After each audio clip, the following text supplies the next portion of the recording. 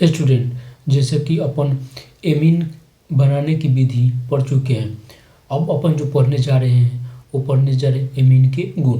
अब देखिए, एमीन के दो गुण होते हैं, एक होते हैं भौतिक गुण और एक होते हैं रासायनिक गुण।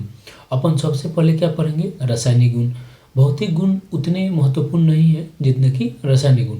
तो जो सबसे इम्पोर्टेंट है उसको अपन पहले पढ़ लेते हैं, और जो कम इम्पोर्टेंट है, जो कम महत्वपूर्ण है, उसको अपन बाद में पढ़ेंगे। तो अपन क्या पढ़ने जा रहे हैं? एमीन के रासायनिक गुण। अब रासायनिक गुण में उसके क्या हम लोग पढ़ते हैं? रासायनिक अभिक्रिया पढ़ते हैं, लेकिन उससे पहले अपन देखते हैं जो एमीन का पहला जो रासायनिक गुण है वो है एमीन का क्षारीय गुण। यानी एमीन जो होता है एक क्षार होता है। हम लोग जानते हैं कि एमीन किसके विस्थापन से बना है? एमीन जो है अमोनिया के विस्थापन से बना है। यानी अमोनिया के हाइड्रोजन को हटा के आर लगा देते हैं तो क्या बन जाता है? एमीन। देखिए, अमोनिया एक क्षार होता है और एमीन भी क्या है? अगर अमोनिया से बना है तो एमीन भी क्षार होगा। देखिए, तो एमीन का जो क्षार होने का मेन कारण है वो क्या है? एमीन पे प्रेजेंट लोन पेयर। तो देखिए, एमीन पे जो प्रेजेंट लोन पेयर है, यानी कि एमीन पे जो उपस्थित लोन पेयर है, यही इसका क्षारीय प्रकृति कारण है। देखिए, ये एमीन है, एमीन पर जो ये लोन पेयर जो है, लोन पेयर जो क्या है उपस्थित है, यही क्या है? इसी के कारण ये क्षार है। तो देखिए, अमोनिया एमीन एक क्षार है, और ये एच एक्स का मतलब क्या है? हाइड्रोजन का हैलाइड, हाइड्रोजन हैलाइड है, जो कि एक अम्ल है। अम्ल और क्षार के बीच जो अभिक्रिया होता है इसको अम्ल क्षार अभिक्रिया या एसिड बेस अभिक्रिया कहते हैं। और इसके बाद क्या बनता है? लवण बनता है, यानी कि साल्ट बनता है। उसी तरह से देखिए, ये एनिलीन होता है, यानी कि बेंजीन पे NH2 जोड़ देते तो क्या होता है? एनिलीन। एनिलीन भी क्या है? एक क्षार है। एनिलीन भी एक अच्छा क्षार है। और जो ये HCl क्या है? एक अम्ल है, क्षार अम्ल से अभिक्रिया कर ये एक लवण बनाता है। अगर अब हम बात करते हैं कि एनिलीन और एनिलीन, ये क्या है? एनिलीन, ये एनिलीन और एल्काइल एमीन, यानी कि एरोमेटिक एमीन और ये एलिफैटिक एमीन। तो एरोमेटिक और एलिफैटिक में कौन अच्छा है? क्षार होगा, तो एलिफैटिक एमीन, यानी कि एल्काइल एमीन यानी कि एलिफैटिक एमीन अच्छा क्षार है किसके तुलना में? एनिलीन की तुलना में, एरोमेटिक एमीन में। आइए आगे देखते हैं।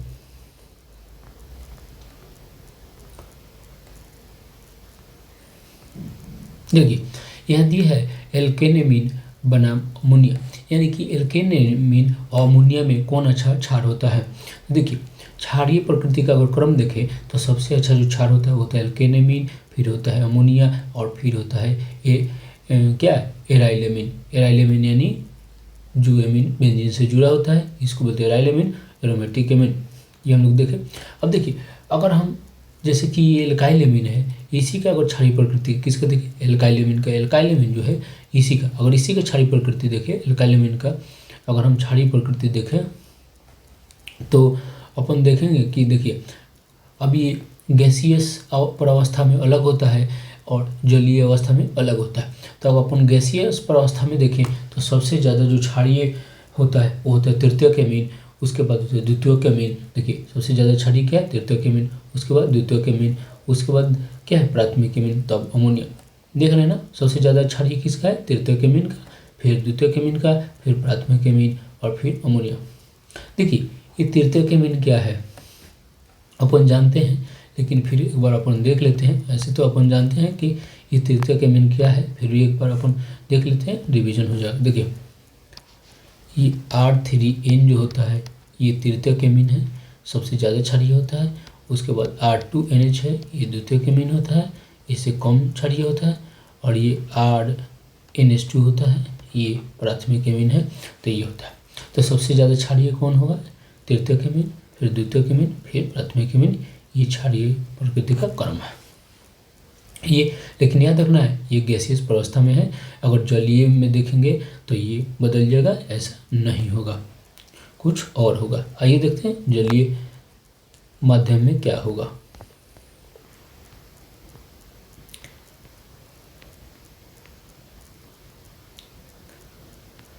देखिए,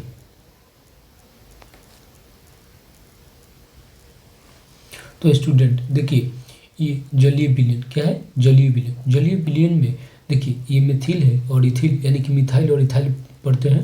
ये मिथिल इथिल हिंदी में लिखते हैं, इंग्लिश में इसको मिथाइल इथाइल पढ़ते हैं, अपन जानते होंगे आप भी। तो जो मिथिल यानी कि मिथाइल और इथाइल है, तो देखिए अगर ये दोनों जुड़ता है तो दोनों का देखिए जो क्रम है वो क्षारीय प्रकृति का क्या है, अलग अलग है। दोनों का जो क्षारीय प्रकृति का जो क्रम है वो अलग है। देखिए जब हम ये मिथाइल जोड़ते हैं, क्या जोड़ते हैं, मिथाइल, यानी मिथाइल जोड़ते हैं तो सबसे ज़्यादा जो क्षारीय होता है वो होता है द्वितीयक एमीन, फिर होता है प्राथमिक एमीन, फिर होता है तृतीयक एमीन। जबकि देखिए जब मिथाइल जोड़ते हैं और फिर लास्ट में क्या होता है, अमोनिया होता है। और जब तृतीयक एमीन जब हम क्या जोड़ते हैं, इथाइल जोड़ते हैं C2H5, तो देखिए पहला क्या है, द्वितीयक, फिर क्या तृतीयक, फिर क्या प्राथमिक, तब अमोनिया। देखिए यहाँ दोनों में एक चीज़ तो क्या है, समान है। एक चीज़ क्या समान है कि देखिए अमोनिया दोनों में सबसे कम है। अमोनिया क्या है, दोनों में सबसे कम है, और द्वितीयक एमीन दोनों में ज़्यादा है। तो चाहे इथाइल जुड़े या मिथाइल, दोनों में द्वितीयक एमीन सबसे ज़्यादा होता है और अमोनिया सबसे कम होता है। अब देखते हैं, देखिए दिक्कत कहाँ है, तृतीयक और प्राथमिक में। तो देखिए जो इथाइल जो होता है वहाँ तृतीयक एमीन जो होता है वो ज़्यादा क्षारीय होता है, जबकि मिथाइल में प्राथमिक एमीन ज़्यादा क्षारीय होता है। तो अपन समझ गए, इसको याद रख सकते हैं। देखिए दोनों में क्या है, द्वितीयक ज़्यादा है और अमोनिया सबसे बाद में है, और ये इथाइल के केस में तृतीयक एमीन है, फिर प्राथमिक है, जबकि मिथाइल में देखिए यहाँ प्राथमिक है फिर तृतीयक है। तो अपन याद रख सकते हैं। देखिए जो इथाइल जो होता है ये 12 ग्रुप होता है। C2H5 क्या है, 12 ग्रुप। देखिए 12 ग्रुप, 12 भाई इसको बोल सकते हैं। तो 12 भाई के लिए 12 नंबर, जैसे कि 231, ये क्या है, 12 नंबर है, 231 12 नंबर है, तो 12 भाई के लिए 12 नंबर। तो देखिए मिथाइल क्या एक छोटा ग्रुप है, CH3 क्या है, एक छोटा ग्रुप है, तो छोटा भाई के लिए छोटा नंबर 213, 213 क्या है, छोटा है। तो अपन याद रख सकते हैं ट्रिक से कि 12 भाई के लिए 12 नंबर यानी 231, छोटा भाई के लिए छोटा नंबर 213। 2 तो हमेशा आगे होगा, अब 3 और 1 में देख लेना है। तो छोटा भाई के लिए छोटा नंबर 213, बड़ा भाई के लिए 12 नंबर। अपन याद रख लेंगे, अमोनिया सबसे बाद में जाएगा। अपन याद रखेंगे, बहुत इंपॉर्टेंट है, एग्जाम में आता है, अपन इसको ध्यान रखेंगे। आइए अब आगे देखिए जो दूसरा नंबर का जो विक्रिया है दिया है कि एमीन का रिएक्शन एल्काइल हैलाइड के साथ, यानी एमीन का रिएक्शन एल्काइल हैलाइड के साथ ही जो दिया है, तो ये हम लोग एक बार एमिनो अपघटन जो पढ़ रहे थे वहाँ इसी में जब एमिनो यानी कि जब हम लोग एमीन बनाने का विधि पढ़ रहे थे तो उसमें हम लोग पढ़ रहे थे एल्काइल हैलाइड का रिएक्शन कराए थे किससे, अमोनिया के साथ।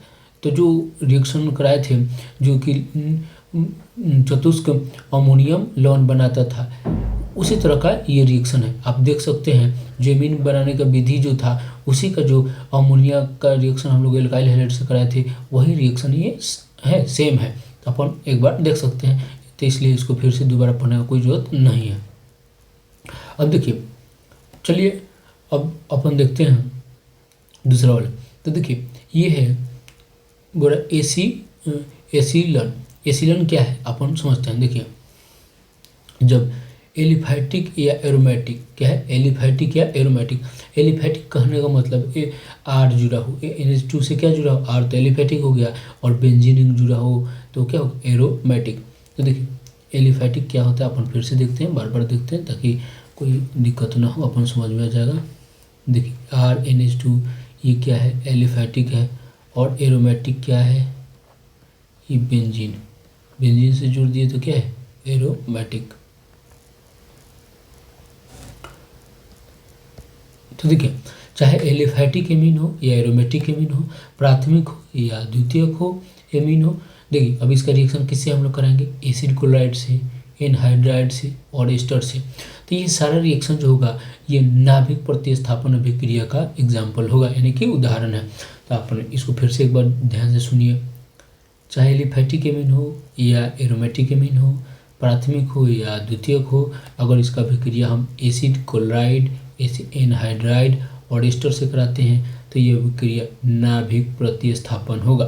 देखिए अब एसिड क्लोराइड क्या है, देखिए ये CH3C++2 ये एसिड क्लोराइड होता है, और ये क्या है, एक एसिड है। हम लोग जानते हैं कि एमीन क्या है, एक क्षार है। तो एसिड कहने का मतलब अम्ल, तो ये अम्ल है और ये क्या क्षार, तो अम्ल और क्षार के बीच क्या होगा, अभिक्रिया होगा। और देखिए एक लवण, यहाँ क्या बना है, लवण बना है इस तरह से, और ये फिर बन जाता है। उसी तरह से तो ये एसिड का अभिक्रिया कराते हैं। तो देखिए कैसे अभिक्रिया कराएंगे, जैसे कि ये कार्बन है, इसमें ऑक्सीजन का ये मतलब कि जो बंधन है तोड़ देते हैं, बॉन्ड को तोड़ देते हैं, नाइट्रोजन का लोन पर इस पर अटैक करता है और यहाँ से हो जाता है। फिर देखिए उसके बाद क्या होता है कि यहाँ से नाइट्रोजन से एक एच हट जाता है और यहाँ का सील हट जाता है, सील बन के निकल जाता है और इस तरह से ये बन जाता है। तो अपन ये समझ गए ये कि क्या बना, एन इथेनमाइड, यानी एन इथिल इथेनमाइड बना है, यानी कि एक एमाइड बनता है। तो ये प्राथमिक एमीन था। देखिए ये द्वितीयक एमीन है, द्वितीयक एमीन का भी ऐसे ही कराएंगे। तो देखिए यहाँ से बॉन्ड तोड़ेंगे, ये नाइट्रोजन के लोन पर अटैक करेगा, यहाँ से एच हट जाएगा, सील हट जाएगा, ये बन जाएगा। देखिए अगर ये तृतीयक एमीन होता तो क्या अभिक्रिया होता, नहीं, तृतीयक एमीन होता तो अभिक्रिया नहीं होता, क्योंकि उसके पास एच नहीं होता तो ये हटता नहीं, तो ये अभिक्रिया नहीं होता। इसलिए देखिए यहाँ क्या लिखा है, ये प्राथमिक एमीन है, यानी कि देखिए यहाँ पे लिखा है कि ये प्राथमिक और द्वितीयक एमीन के लिए, ये तृतीयक एमीन के लिए नहीं है, क्योंकि अगर तृतीयक एमीन होगा तो वहाँ पे क्या है कि एच जो है नहीं, यहाँ नहीं होगा और एच नहीं होगा, तृतीयक एमीन में तो नहीं हटेगा। इसीलिए अपन ये समझ ध्यान रखेंगे कि प्राथमिक और द्वितीयक के लिए, तृतीयक के लिए नहीं। तो ये हम लोग एसिड मतलब कि हैलाइड से देखे हैं। और देखिए एनहाइड्राइड, इसको एसिड एनहाइड्राइड कहते हैं। देखिए इथेनोइक एनहाइड्राइड, यानी कि 2 कार्बन के इथेनोइक एनहाइड्राइड, इसको हम लोग साधारण भाषा में एसिड एनहाइड्राइड कहते हैं या इथेनोइक एनहाइड्राइड। तो जो इथेनोइक एनहाइड्राइड है इसका अभिक्रिया करेंगे तो उसी तरह से होगा जैसे कि एसिड हैलाइड से हम लोग कराए थे। तो देखिए यानी कि देखिए यहाँ पे प्रोडक्ट वैसी बने, यहाँ से देखिए ये इधर से टूट जाता है, ये कहाँ से टूट जाएगा, इधर से टूट जाएगा और यहाँ पे जुड़ जाएगा, ये इधर से यहाँ टूट जाएगा, ये जाके यहाँ से जुड़ जाएगा, यहाँ से ये छट जाएगा। तो देखिए ऐसे तो बना है। फिर से समझिए, ये यहाँ से टूट जाएगा, ये टूट गया, उसके बाद ये जाके यहाँ पे जुड़ जाएगा, यहाँ से ये छट जाएगा, ऐसे बना है। और ये जो टूटा है ये अपन एसिड, यहाँ देखिए यहाँ से ये जाके यहाँ जुड़ जाएगा। फिर से एक बार समझिए, आपको बताते हैं। देखिए ये इधर टूट जाएगा, उसके बाद ये जाके यहाँ जुड़ जाएगा, ये आके यहाँ पे जुड़ जाएगा और ये देखिए आगे रूप आके यहाँ बना दिया। और ये वाला जो है ये देखिए यहाँ इस तरह से अपन समझ लिए, इस तरह से बनता है।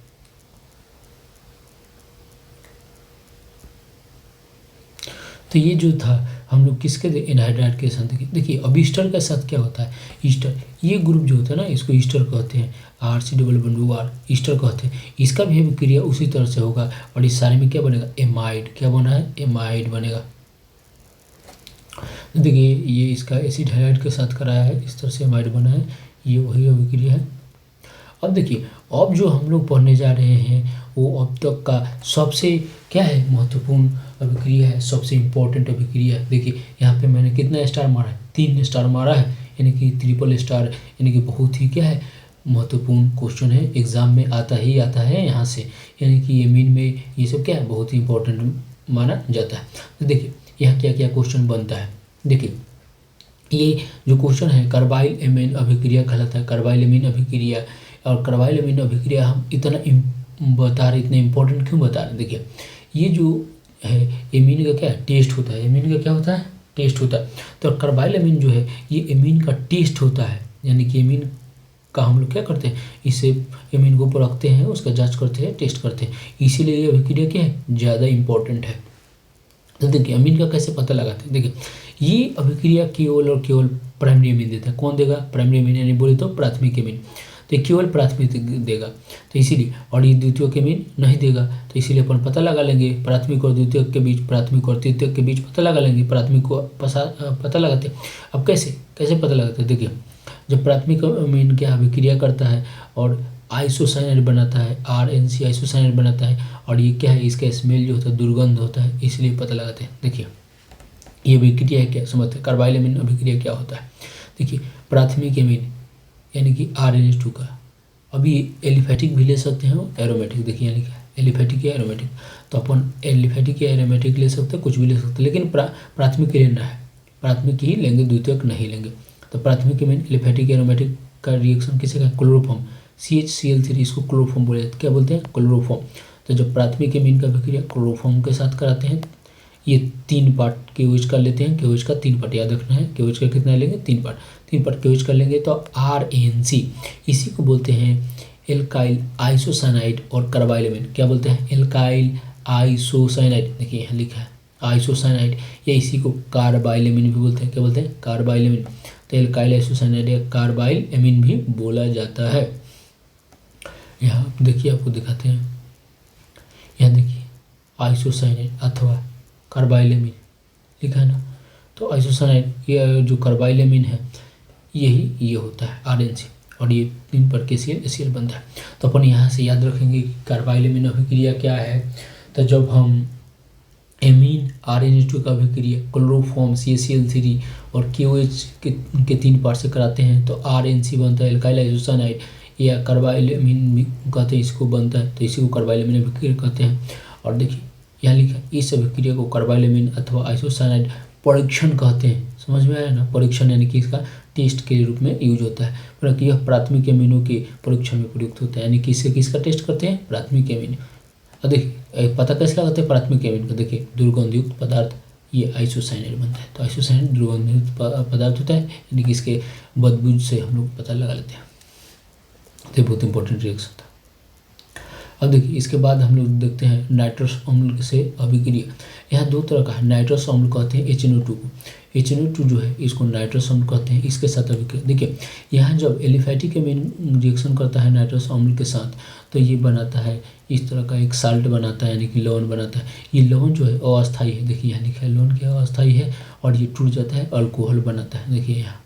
तो जब हम एलिफैटिक प्राथमिक एमीन का रिएक्शन कराते हैं, देखिए प्राथमिक एमीन है, तो जब एलिफैटिक प्राथमिक एमीन का अभिक्रिया कराते हैं तो ये लवण बनाता है जो कि अस्थायी होता है, और ये टूट जाता है अल्कोहल बना लेता है। तो अपन यहाँ ध्यान देखिए ये जो HNO2 दिया हो, या इसको देखिए इसको बोलते हैं sodium nitrite plus hydrochloric acid. तो अगर सोडियम नाइट्राइट और हाइड्रोक्लोरिक एसिड दिया हो या HNO2 नाइट्रस एसिड दिया, दोनों बात क्या है? वही देखिए आपको बताते हैं। ये जो सोडियम नाइट्राइट और हाइड्रोक्लोरिक एसिड है यही अभिक्रिया करके नाइट्रस एसिड बनाता है।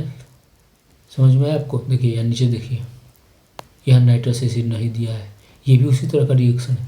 यहाँ एलिफैटिक से कराया है, और यहाँ देखिए किससे करा है? एरोमेटिक से करा है, एरोमेटिक में देखिए यहाँ एरोमेटिक में नाइट्रस से करा है। तो ये तो क्या यहाँ देखिए तो HNO2 दिया है? नहीं दिया है। क्यों?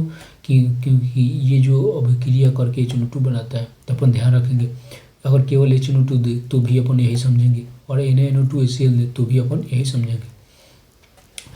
तो जो एलिफैटिक था तो अस्थायी था, लेकिन जो ये देखिए एरोमेटिक जो है एनिलीन है ये अस्थायी होता है। क्या होता है? अस्थायी होता है। तो देखिए जो एरोमेटिक जो है एनिलीन ये सोडियम नाइट्राइट HCl से रिएक्शन करता है 273 से 278। देखिए टेम्परेचर भी ध्यान रखना है, 0 डिग्री सेंटीग्रेड से 5 डिग्री सेंटीग्रेड, 0 डिग्री से 5 डिग्री सेंटीग्रेड, 0 से कितना है 5 डिग्री। यहाँ देखिए 268 लिखा, 68 नहीं 78 होगा, 68 नहीं 78 होगा। देखिए यहाँ नीचे सही लिखा था 273 से 78, यानी कि 0 से 5 डिग्री सेंटीग्रेड पर ये रिएक्शन होता है। ये वहाँ काट के पढ़ लीजिएगा, गलत लिखा था। तो एरोमेटिक एमीन जब अभिक्रिया करता है तो क्या बनता है? बेंजीन डाइज़ोनियम क्लोराइड बनाता है। तो देखिए एनिलीन का जब रिएक्शन कराते हैं नाइट्रस एसिड के साथ, ये भी मतलब सोडियम नाइट्राइट HCl अभिक्रिया करके नाइट्रस एसिड ही देता है, तो नाइट्रस एसिड के साथ कराते हैं तो बेंजीन डाइज़ोनियम क्लोराइड बनता है, और ये 0 से 5 डिग्री सेंटीग्रेड पर होता है, ये अस्थायी होता है। देखिए यहाँ लिखा है कि द्वितीयक और तृतीयक एमीन नाइट्रस अम्ल से भिन्न प्रकार की अभिक्रिया करती है, यानी कि प्राथमिक एमीन जो है ये एमीन है, अगर द्वितीयक एमीन का होगा तो वो अलग ही कुछ उत्पाद बनाएगा, वो अपन को यहाँ नहीं पढ़ना है। तो अपन ध्यान रखेंगे कि अगर प्राथमिक एलिफैटिक एमीन का कराते हैं तो अल्कोहल बन रहा है। देखिए क्या बन रहा है? अल्कोहल। क्या बन रहा है? अल्कोहल। और जब अगर एरोमेटिक का कराना है तो क्या बन रहा है? Benzene डाइज़ोनियम chloride. अपन को ध्यान रखना है कि दोनों प्रोडक्ट अलग अलग बनता है। तो ये अपन समझ गए, ये बेंजीन डाइज़ोनियम क्लोराइड है, इसके बारे में अपन पढ़ेंगे अगले टॉपिक में। अब बहुत ही महत्वपूर्ण अभिक्रिया है, तो इसको अपन अलग से पढ़ेंगे अच्छे से। अब देखिए अपन अब जो पढ़ने वाले हैं वो है एरिल सल्फोनिल क्लोराइड से अभिक्रिया, जिसको हिंसबर्ग अभिकर्मक भी कहते हैं। एरिल सल्फोनाइल क्लोराइड, इसको क्या कहा जाता है? हिंसबर्ग अभिकर्मक। देखिए एरिल सल्फोनाइल क्लोराइड क्या है? C6H5SO2Cl, इसी को एरियल सल्फोनाइल क्लोराइड बेंजीन या बेंजीन सल्फोनाइड, एरियल सल्फोनाइल क्लोराइड या बेंजीन सल्फोनाइल क्लोराइड भी कहते हैं। और बेंजीन सल्फोनाइल क्लोराइड को ही हम लोग क्या बोलते हैं, हिंसबर्ग अभिकर्मक। फिर से ध्यान रखिए, एग्जाम में पूछ लिया जाता है कि हिंसबर्ग अभिकर्मक क्या होता है, तो बेंजीन सल्फोनाइल क्लोराइड यानी C6H5SO2Cl, C6H5SO2Cl इसी को बोलते हैं हिंसबर्ग अभिकर्मक। देखिए ये भी जो है ये प्राथमिक द्वितीयक और द्वितीयक एमिनो से अभिक्रिया करके क्या बोला सल्फोनामाइड बनाता है। यानी कि प्राथमिक द्वितीयक और तृतीयक एमीन को भी हम लोग क्या करते हैं, परीक्षण में यूज करते हैं। तो ये जो है हिंसबर्ग रिएजेंट, इसका भी हम लोग यूज करते हैं प्राथमिक द्वितीयक और तृतीयक एमीन के परीक्षण में। कहाँ यूज करते हैं, प्राथमिक द्वितीयक और तृतीयक एमीन के परीक्षण में इसका हम लोग यूज करते हैं। तो देखिए हम कैसे इसका उपयोग कर रहे हैं प्राथमिक एमीन के परीक्षण में। देखिए जैसे कि ये बेंजीन सल्फोनाइल क्लोराइड है हिंसबर्ग, ये देखिए कौन सा एमीन है, प्राथमिक एमीन है। प्राथमिक एमीन से अभिक्रिया करके देखिए ये बनाया है, जो ये बनाया है इसमें देखिए एक ये जो हाइड्रोजन है क्या है, अम्लीय हाइड्रोजन है, और ये अम्लीय होने के कारण ये क्षार से अभिक्रिया करता है, उसमें क्या है घुल जाता है। देखिए लिखा है सल्फेनोलमाइड की नाइट्रोजन से जुड़ी हाइड्रोजन प्रबल इलेक्ट्रॉन खींचने वाले सल्फोनिक समूह में उपस्थित होने के कारण प्रबल अम्लीय है। ये इस हाइड्रोजन का बात कर रहा है, ये जो हाइड्रोजन है क्या प्रबल अम्लीय है। तो अगर क्षार से रिएक्शन कर लेगा, देखिए यहाँ, और क्षार से रिएक्शन करके क्षार में क्या हो जाएगा, विलय हो जाएगा। तो प्राथमिक एमीन जो होता है ना, वो अगर अभिक्रिया करता है हिंसबर्ग रिएजेंट से, तो उसमें एसिडिक हाइड्रोजन होने के कारण यानी कि अम्लीय हाइड्रोजन होने के कारण वो क्षार से अभिक्रिया करता है और क्षार में क्या है विलय हो जाता है, घुल जाता है। विलय मतलब घुल जाता है। अब देखिए बात करते हैं ये जो द्वितीयक एमीन है, ये देखिए यहाँ अभिक्रिया क्या है, इसके पास कोई अम्लीय हाइड्रोजन नहीं है। अगर अम्लीय हाइड्रोजन नहीं है तो ये क्षार में विलय नहीं होगा। देखिए क्या लिखा है कि यह अम्लीय नहीं होता, क्योंकि अम्लीय हाइड्रोजन ही नहीं है, कोई एसिडिक हाइड्रोजन ही नहीं, अम्लीय नहीं है, तो ये क्षार में विलय नहीं है, यानी कि क्षार में अविलय है। तो अपन इससे पता लगा लेंगे। तो देखिए प्राथमिक एमीन क्या होगा, क्षार में विलय होगा। द्वितीयक एमीन क्या होगा, क्षार में अविलय होगा। और तृतीयक एमीन तो अभिक्रिया ही नहीं करेगा। देखिए तृतीयक एमीन बेंजीन सल्फोनाइड से अभिक्रिया नहीं करता, इसीलिए हम लोग प्राथमिक द्वितीयक और तृतीयक एमीन की क्या परीक्षण में यूज करते हैं, किसका, हिंसबर्ग रिएजेंट का।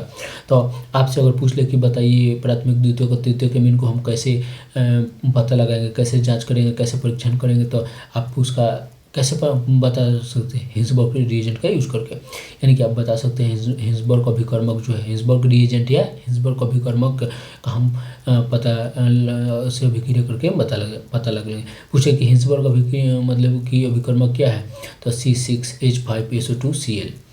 अब देखिए जो प्राथमिक एमीन है वो अभिक्रिया के क्या देगा, जो उत्पाद बनाएगा वो क्या है, क्षार में विलय होगा। जो द्वितीयक एमीन अभिक्रिया करके जो उत्पाद बनेगा वो क्षार में क्या है, अविलय है, यानी कि अघुलनशील है। और तृतीयक तो अभिक्रिया नहीं करता है। इस तरह से हम पता अपन लगा लेंगे। देखिए यहाँ लिखता है, इसको देखिए इसलिए स्टार मैंने मार्क कर दिया, लिखा है कि विभिन्न वर्गों के एमीनों का यह गुण जिसमें बेंजीन सल्फोनाइल क्लोराइड से भिन्न भिन्न प्रकार के अभिक्रिया करती है, प्राथमिक द्वितीयक तृतीयक एमीनों को विभेद करने एवं इन्हें मिश्रण से पृथक करने में प्रयुक्त होता है। देख लीजिए ना, ये बहुत इंपॉर्टेंट है, इसको अपन याद रखेगा। अब देखिए अब अपन दूसरा टाइप का मतलब अभिक्रिया पढ़ने वाले हैं, जिसका नाम है इलेक्ट्रॉन रागी प्रतिस्थापन, यानी इलेक्ट्रोफिलिक सब्स्टिट्यूशन रिएक्शन में कहा जाता है। इंग्लिश में क्या कहते हैं, इलेक्ट्रोफिलिक सब्स्टिट्यूशन रिएक्शन कहते हैं। हिंदी में इलेक्ट्रॉन रागी प्रतिस्थापन अभिक्रिया कहते हैं। ये थोड़ा सा अलग तरह का अभिक्रिया है, अपन देख लेते हैं। देखिए इलेक्ट्रोफिलिक सब्स्टिट्यूशन रिएक्शन आपको बताते हैं क्या होता है। जैसे कि बेंजीन है, ये क्या है, बेंजीन है। बेंजीन से एक एच हटा के अगर यहाँ पे कुछ जोड़ देते हैं तो वही क्या कहता है, इलेक्ट्रोफिलिक सब्स्टिट्यूशन रिएक्शन। फिर से आप ध्यान रखिएगा, इलेक्ट्रोफिलिक सब्स्टिट्यूशन रिएक्शन जिसको कहते हैं इलेक्ट्रॉन रागी प्रतिस्थापन अभिक्रिया। इलेक्ट्रॉन रागी प्रतिस्थापन अभिक्रिया कौन देता है, बेंजीन। ये ध्यान रखिएगा, कोई दूसरा नहीं देता है, केवल बेंजीन ही देता है। और कब, बेंजीन से अगर एक एच हटा के अगर कुछ जोड़ देते हैं तो वही कहलाता है इलेक्ट्रॉन रागी प्रतिस्थापन अभिक्रिया। फिर से बातों को ध्यान में रखिए, काफ़ी आसान कर दे रहा हूँ। इलेक्ट्रॉन रागी प्रतिस्थापन अभिक्रिया केवल और केवल बेंजीन देता है, और कोई ऑर्गेनिक में केमिस्ट्री में कोई नहीं देगा इस तरह का अभिक्रिया। और कैसे देगा, तो इसका एच हटा देंगे एक, अगर वहाँ पे कोई जो ग्रुप जोड़ देते हैं, कोई समूह जोड़ देते हैं तो वही कहलाता है। जैसे कि देखिए ब्रोमिनन दिया है, इसको कहते हैं ब्रोमिनेशन, इंग्लिश में क्या कहते हैं, ब्रोमिनेशन। अब ब्रोमिनेशन में हम लोग करते क्या, देखिए अब ये दो तरह का अभिक्रिया होता है। कितने तरह का होता है, दो तरह का। अगर जलीय माध्यम में कराते हैं तो ये जो NH2 है बहुत ही अधिक क्या है अभिक्रियाशील हो जाता है, और बहुत अधिक अभिक्रियाशील होने के कारण देखिए ये यहाँ देखिए, इसको अगर यहाँ से गिने हम, यहाँ से अगर गिनती करें ना तो देखिए क्या है 1 है, 2 है, ये 3 है, ये 4 है, ये यहाँ 5, ये 6। तो देखिए क्या प्रोडक्ट बना है 2,4,6 ट्राइब्रोमो एनिलीन, एक सफ़ेद अवक्षेप बनाता है। याद रखिए इसका कलर क्या है सफ़ेद। तो 2,4,6 ट्राइब्रोमो एनिलीन बनाता है जो कि वाइट कलर का होता है सफ़ेद। तो ये ऐसा क्यों हुआ है, क्योंकि NH2 बहुत ज़्यादा क्या है मतलब अधिक अभिक्रियाशील हो गया इसलिए बना है। अब देखिए जलीय माध्यम में ऐसा बनेगा, अगर जलीय माध्यम न ले, जैसे कि हम कोई क्या है ऐसा माध्यम ले जो कि निष्क्रिय हो अक्रिय हो, जैसे कि नाइट्रोजन गैस ले ले, कार्बन डाइसल्फाइड ले ले, कार्बन टेट्राक्लोराइड ले ले, तो फिर ब्रोमीन इतना जगह नहीं जुड़ेगा, एक ही जगह जुड़ेगा। देखिए दूसरा और भी कर सकते हैं, जैसे कि देखिए यहाँ एसिड एनहाइड्राइड लिया है, अगर एसिड एनहाइड्राइड भी ले लेते हैं तो देखिए ये क्या किया है, यहाँ जाके नाइट्रोजन पे यहाँ बॉन्ड बनाया है, देखिए नाइट्रोजन से जुड़ गया है। अगर नाइट्रोजन से जुड़ गया है तो अब ये जो नाइट्रोजन के कारण ही तो अधिक क्रियाशील हुआ था, अब वो अधिक क्रियाशील नहीं है देखिए, और मुख्य उत्पाद के रूप में ये बना है। यानी कि यहाँ देखिए तो एक ही जगह जुड़ा है, यहाँ और जो यहाँ जुड़ा था वो नहीं जुड़ा है। क्यों?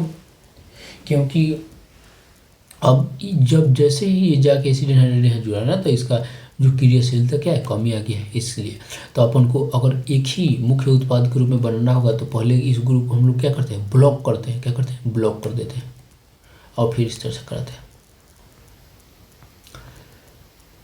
उसी तरह देखिए वो तो ब्रोमिनेशन क्या था, ब्रोमीन को जोड़ना। ब्रोमिनेशन क्या होता है, ब्रोमीन देखिए बियर जुड़ा है ब्रोमीन है, अगर ब्रोमीन को जोड़ दिए तो यही कहलाता है ब्रोमिनन यानी कि ब्रोमिनेशन। अब आप समझ गए हैं। उसी तरह से नाइट्रेशन यानी कि नाइट्रोकरण जो है नाइट्रेशन वो क्या है NO2 को जोड़ना। देखिए यहाँ NO2 जुड़ा है, ये थोड़ा सा विक्रिया अलग है। देखिए यहाँ पे क्या है कि HNO3 और H2SO4 यानी कि H है, ये H एसिड की तरह काम करता है इसलिए यहाँ पे जाके जुड़ जाता है। इसलिए यहाँ देखिए इस तरह का ये प्रोडक्ट मेटा कहलाता है। क्या कहलाता है मेटा। देखिए यहाँ लिखा है मेटा, ये देखिए ये पैरा है, ये क्या है पैरा है, ये क्या है मेटा है, और ये क्या है ऑर्थो। तो देखिए हमेशा ज़्यादातर जो मतलब उत्पाद जो बनता है ना वो ऑर्थो या पैरा बनता है, लेकिन अगर मुख्य उत्पाद में बोले तो पैरा। मुख्य क्या बनेगा पैरा। देखिए यहाँ पे आप मुख्य में क्या बना है पैरा, तो ऑर्थो भी बनता है लेकिन मुख्य में पैरा बनता है, मुख्य उत्पाद के पैरा बनता है। लेकिन देखिए यहाँ पैरा बहुत, ऑर्थो तो बहुत कम बना है, ज़्यादा क्या बना है मेटा बहुत ज़्यादा बना है ऑर्थो से, इसलिए बहुत क्या है इंपॉर्टेंट हो जाता है। देखिए क्या बोल रहा है, बोला इसी कारण ऑर्थो एवं पैरा के अलावा मेटा व्युत्पन्न की भी महत्वपूर्ण मात्रा बनती है, यानी मेटा बहुत ज़्यादा बनता है। दिया है कि एसिटिल अभिक्रिया द्वारा NH2 समूह का परीक्षण करके नाइट्रोकरण अभिक्रिया को नियंत्रित किया जाता है और पैरा नाइट्रो व्युत्पन्न को मुख्य उत्पाद में। अब देखिए यहाँ क्या बना है पैरा बना है, मेटा बना है, ऑर्थो बना है, मिक्सचर में बन गया है। हमको केवल एक ही कोई चाहिए तो हम क्या करेंगे, जिस तरह से ऊपर क्या करते थे यहाँ अभिक्रिया करा के नाइट्रोजन का अभिक्रिया किसी से करा के यहाँ ब्लॉक कर देते थे, एक बना देते। देखिए फिर ऐसा ही यहाँ भी करेंगे। देखिए यहाँ क्या किया है, देखिए वैसे तो कराया है, एसिड एनहाइड्राइड के साथ अभिक्रिया कराया है, ब्लॉक कर दिया है। अब आप समझ चुके होंगे कि अगर कहीं भी अमोनिया डायरेक्ट आता है NH2 डायरेक्ट आता है तो अभिक्रिया में बहुत ज़्यादा रिएक्टिव हो जाता है, बहुत सारा इस तरह से प्रोडक्ट कुछ बनाने लगता है। और हमको केवल एक ही बनाना चाहिए, केवल एक ही उत्पाद चाहिए, तो हम पहले इसको क्या करते हैं एसिड एनहाइड्राइड या एसिड हैलाइड से अभिक्रिया करा के, या ईस्टर से भी करा सकते हैं, ईस्टर के साथ करा के इसको ब्लॉक कर देते हैं और फिर एक उत्पाद में देखिए यहाँ ये एक उत्पाद मिला है जो कि मुख्य होगा। अब देखिए सल्फोनेशन में ये बहुत इंपॉर्टेंट है, अलग तरह का ये इंपॉर्टेंट है। देखिए यहाँ पे सल्फोनेशन में क्या किया है H2SO4 से रिएक्शन कराते हैं तो इस तरह से बनाया है, ये इस तरह से बना लेता है, ये क्या कहलाता है लोन कहलाता है। और देखिए फिर यहाँ से क्या है कि NH2 यहाँ रहता है, SO3 यहाँ इस तरह से अरेंज हो जाता है, जिसको क्या बोलते हैं सल्फेनोलिक अम्ल। देखिए जो सल्फेनोलिक अम्ल है यहाँ से H आके यहाँ जुड़ जाता है और इस तरह से हो जाता है, जिसको बोलते हैं उभयशिष्ट आयन और ज्यूटर आयन। देखिए पूरे ऑर्गेनिक हमको केमिस्ट्री में अगर बात करें तो दो टाइप के ज्यूटर आयन होते हैं, एक ये है और दूसरा ये जो होता है ना अपन को जैव अणु में बायोमोलिक्यूल्स में पढ़ना होता है, जैव अणु बायोमोलिक्यूल्स में पता है। ये क्या है एक एमिनो अम्ल है, इसी से क्या बनता है प्रोटीन बनता है। एमिनो अम्ल है, आप जानते होंगे कि एमिनो अम्ल जो होता है एमिनो एसिड वही क्या बनाता है प्रोटीन बनाता है, यानी कि प्रोटीन इसी से बनता है। ये भी ज्यूटर, देखो ज्यूटर आयन कौन होता है, जिसमें माइनस चार्ज भी हो प्लस चार्ज हो, माइनस चार्ज और प्लस चार्ज दोनों हो, यानी कि इसमें देखिए एसिड है, जिसमें एसिड भी हो यानी कि अम्ल, एसिड बोले तो अम्ल, और जिसमें बेस बोले तो क्षार, यानी कि जिसमें बेस भी हो यानी कि क्षार भी हो, एसिड यानी कि अम्ल भी हो, दोनों हो और प्लस माइनस के फॉर्म हो, चार्ज के रूप में हो, तो उसी को क्या कहेंगे, ज्यूटर। तो देखिए यहाँ तो प्लस माइनस नहीं है, अरे भाई ये एच को यहाँ आ जाएगा ना, तो ये 3 प्लस हो जाएगा, यहाँ माइनस हो जाएगा, तो ये भी प्लस माइनस में हो जाएगा, अभी नहीं है लेकिन हो जाएगा, तो इसीलिए ये भी क्या है, ज्यूटर आयन। तो याद रखिएगा ये जो एमिनो अम्ल होता है ज्यूटर आयन होता है, और यहाँ एक ये है जो ज्यूटर आयन है, जो सल्फेनिलम, ये बहुत ध्यान में रखिएगा, सल्फेनिलम ज्यूटर आयन है। तो एनिलीन का अभिक्रिया कराते हैं सल्फ्यूरिक एसिड HO2SO4 से सल्फ्यूरिक अम्ल के साथ, तो ये अपन को बनता है सल्फेनिलिक अम्ल, और जो कि ज्यूटर आयन होता है ओवरनेस्ट आयन। तो ये बहुत ही इंपॉर्टेंट था। अब देखिए और भी अभिक्रिया होता है, जैसे कि हम लोग अभी जो पढ़े ना इलेक्ट्रॉन रागी प्रतिस्थापन अभिक्रिया, और होता है जैसे कि फ्रीडल क्राफ्ट एल्काइलेशन होता है, एक फ्रीडल क्राफ्ट रिएक्शन जिसको बोलते हैं फ्रीडल क्राफ्ट रिएक्शन। ये फ्रीडल क्राफ्ट रिएक्शन जो है ये एनिलीन नहीं देता है, फिर से याद रखिए ये भी एक तरह का इलेक्ट्रॉन रागी प्रतिस्थापन अभिक्रिया है जो कि एनिलीन नहीं देता है, क्योंकि देखिए एनिलीन एक क्षार है, बेस है, और ये क्या है, एक एसिड है। एसिड और बेस के बीच यानी अम्ल और क्षार के बीच अभिक्रिया एसिड बेस हो जाता है, इसलिए इलेक्ट्रॉन प्रतिस्थापन अभिक्रिया नहीं देता है। फिर से याद रखिए एनिलीन एक बेस है, ये एक एसिड है यानी कि एक क्षार है, और एक अम्ल है, अम्ल और क्षार के बीच एसिड बेस रिएक्शन हो जाएगा, इसलिए ये फ्रीडल क्राफ्ट रिएक्शन नहीं देता है। ये ध्यान रखना है, एनिलीन जो है वो फ्रीडल क्राफ्ट अभिक्रिया नहीं देता है, इंपॉर्टेंट बात है। अपन ये देख लिए। अब यहाँ पे ये खत्म हो जाता है। अब इसके बाद जो टॉपिक बचता है डायजोनियम लोन बचता है, इसको अपन बाद में बात कर लेंगे, अगले वीडियो में अपन बात कर लेंगे। देखिए स्टूडेंट बहुत जितना भी इम्पोर्टेंट था मैंने काफ़ी फोकस किया है, बहुत अच्छे से उसको फोकस किया है, चीज़ों को बार बार बोल के, ताकि आप आसानी से क्या है याद कर पाएँ और समझ पाएँ। एक ही चीज़ को मैंने बार बार बोला है जो इम्पोर्टेंट है, ताकि आप आसानी से उस चीज़ों पर ध्यान दे पाएँ, उसको याद करें। तो ओके स्टूडेंट, थैंक यू। हाँ स्टूडेंट, अगर हो सके तो ज़्यादा से ज़्यादा स्टूडेंट तक इसको भी मतलब कि बताएं, अपने दोस्तों को भी बताएं, ताकि उनको भी क्या है इसका फ़ायदा हो सके। तो ओके स्टूडेंट, थैंक यू।